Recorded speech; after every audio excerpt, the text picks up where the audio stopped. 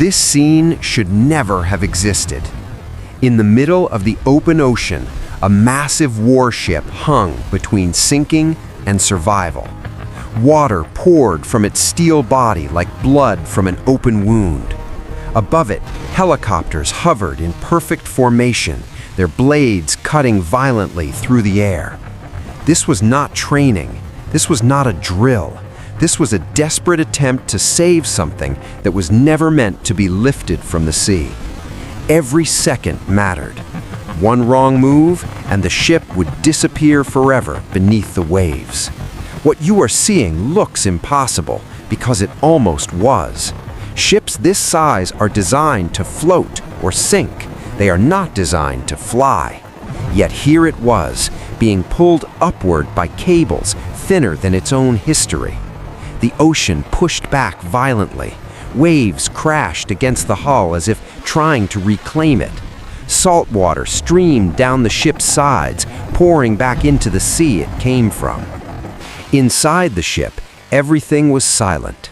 No engines, no lights, no crew. Just cold metal, broken systems, and water flooding places it never should have reached. Far above, inside the helicopters, pilots gripped their controls tightly. Their faces were focused, their breathing controlled. They knew one truth very well. If the cables snapped, if one helicopter lost balance, the entire operation would fail instantly. And failure here did not mean embarrassment, it meant death. This ship was not just heavy, it was dangerously unstable. Its internal compartments were flooded unevenly. Its weight shifted constantly with every wave. Lifting it required perfect synchronization, perfect timing, perfect courage. But the real question was never how. The real question was why.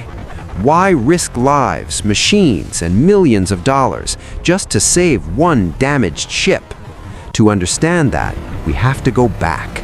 Long before the helicopters, long before the water began pouring through steel walls, long before this ship became a problem that refused to sink quietly. This ship was once a symbol of power, built with purpose, designed for war, dominance, and endurance. Its steel frame was engineered to survive explosions, storms, and enemy attacks. For years, it moved through the ocean with authority. It carried weapons, radar systems, and secrets that were never meant to fall into the wrong hands. Every bolt, every corridor, every compartment had a reason to exist. And that reason is exactly why sinking it was never an option. Because some ships don't just carry metal, they carry technology. They carry intelligence. They carry information powerful enough to change the balance of power.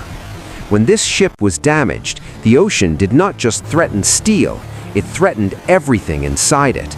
Sensitive systems, classified equipment, engineering designs that were never supposed to be studied by anyone else. Letting it sink would have been easy. Letting it sink would have been cheap. But letting it sink would have meant losing control forever. And so a decision was made. A decision so extreme that even experienced engineers hesitated. They would not tow it. They would not sink it. They would not abandon it. They would lift it. Not with one machine, but with many, at the same time, against gravity, against physics, against the ocean itself. And that decision is what led to this moment. A ship bleeding water into the sea, helicopters screaming above it, cables stretched to their absolute limit, and hundreds of lives depending on calculations that had never been tested in real combat conditions. What followed next would become one of the most dangerous maritime recovery attempts ever imagined. And once it began, there was no turning back.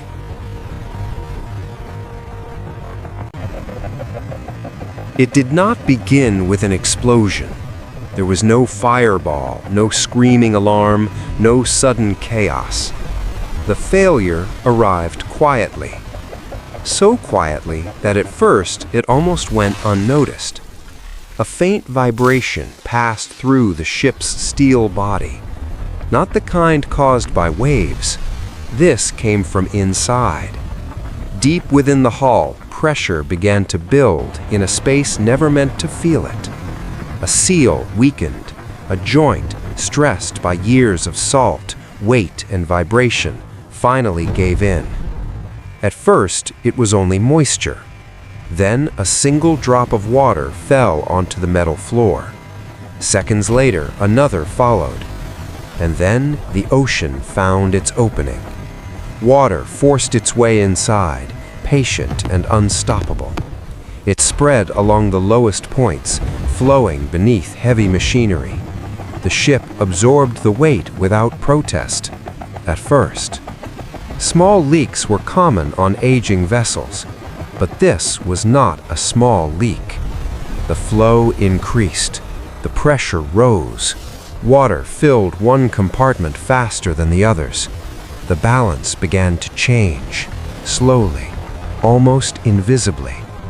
Deep inside the control systems, a single gauge needle moved out of range, just slightly. To untrained eyes, it meant nothing. To experienced engineers, it meant everything. The ship was becoming unstable. The weight was no longer evenly distributed. With every wave, the internal water shifted, dragging the ship to one side. Still, no alarms were activated. Not yet.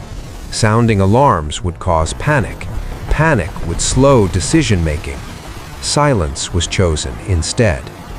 Watertight doors were sealed. Pumps were activated. For a moment, it seemed to help. Then the water found new paths.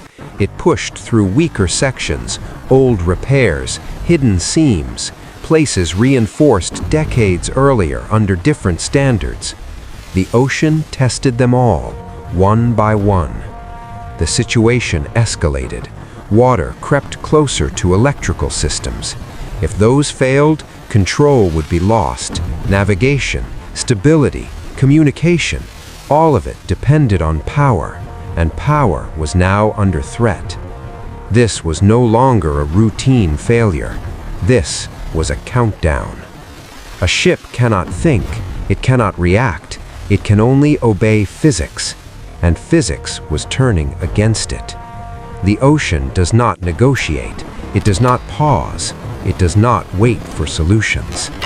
That night, it came to take what it always takes in the end. By now, everyone involved understood one thing. This ship was not going to survive in the water. Traditional rescue methods had already failed. Towing was impossible. The hull was too damaged. Any movement would tear it apart completely. Sinking it was the easiest option. Explosives could have sent it to the bottom within minutes, but this was not an ordinary ship. Letting it sink meant losing more than steel.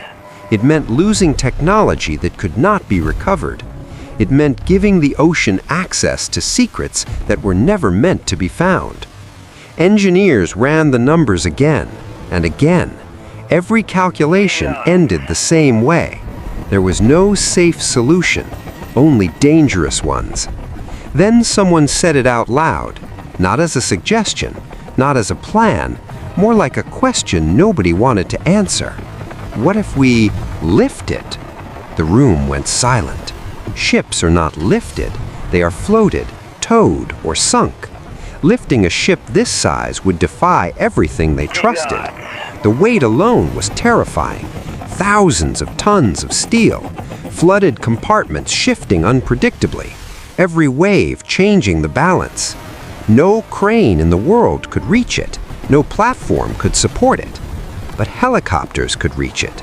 Multiple helicopters, working together, sharing the load, fighting gravity at the same time. It sounded insane, because it was. Even military pilots hesitated. Helicopters are designed to lift vehicles, not broken warships leaking water into the sea. If one helicopter lost power, the load would shift. If the cables twisted, the ship would spin. If the timing was off by seconds, the cables would snap. There would be no recovery, only falling steel and fire. But the alternative was worse, so the impossible became the plan. Special lift cables were flown in, attachment points were reinforced, every gram of weight was measured, every movement was rehearsed on paper. Pilots trained in simulators, engineers argued over margins measured in millimeters. This operation would not forgive mistakes. There would be no second attempt. Once the helicopters lifted, they could not stop. The order was given without ceremony. No countdown, no dramatic signal, just a calm command passed through headsets. Lift. Engines roared to full power.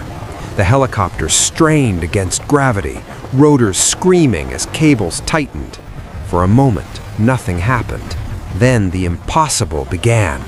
The ship moved, not upward, sideways. A sudden shift in weight sent tension surging through the cables. Warning lights flashed inside one cockpit. Another pilot shouted corrections, fighting the pull with everything the machine had. Below them, the ocean sensed weakness. Waves slammed into the hull, trying to drag it back down.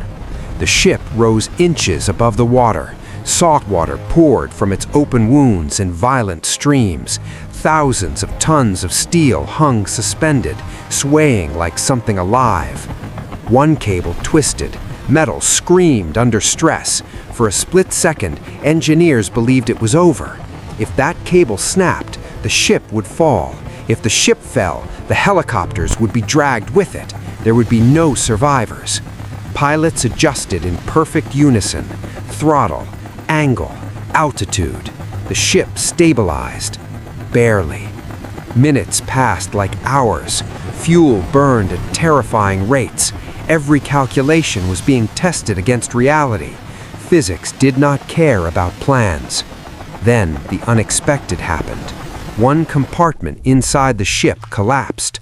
Water shifted violently. The balance changed again. Alarms finally sounded. Not on the ship, in the helicopters. A pilot called out fuel limits. Another reported overheating systems. Time was running out. They had one chance left. The formation moved, slowly, painfully. The ship cleared the danger zone. Support vessels rushed in beneath it. As the ship was lowered, cables loosened one by one. The moment the weight transferred, the helicopters broke formation and pulled away. Engines coughing, systems damaged, pilots exhausted. The ship settled, still broken, still silent, but no longer sinking. The ocean had lost. Later, analysts would call it a miracle. Engineers would argue it should never have worked. Historians would debate whether it was worth the risk. But in that moment, none of that mattered, because something impossible had been done. A ship that should have vanished beneath the waves was pulled back from the deep, not by luck, not by chance, but by human refusal to let go. This was not just a rescue, it was a warning. Some things are too dangerous to lose, and some lines will be crossed, even when physics says they should not be.